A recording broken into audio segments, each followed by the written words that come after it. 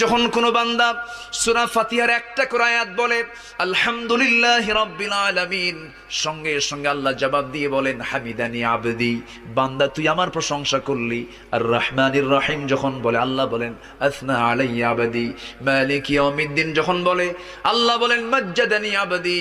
এরপরে যখন বলে ইয়াকা না'বুদু ওয়া ইয়াকা নাস্তাঈন পর্যন্ত যখন বলে আল্লাহ বলেন বান্দারে তুই আমার কাছে কি চাস, প্রাণ খুলে চা রে বান্দা।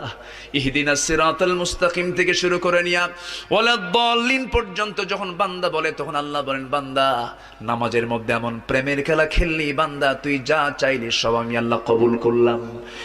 ওই বান্দা যখন রুকুতে যায় আল্লাহ তখন অস্থির হন। ওই বান্দা যখন সিজদায় যাওয়ার জন্য প্রস্তুতি নাই, সমস্ত ফেরেশতাকে ডাক দিয়ে বলেন ও ফেরেশতারা, এই বান্দাগুলো আমাকে দেখলো না, রাসূলকে দেখলো না, কোরআনকে দেখে হাদিসকে বিশ্বাস করে আমাকে খুশি করার জন্য তার সবচেয়ে সম্মান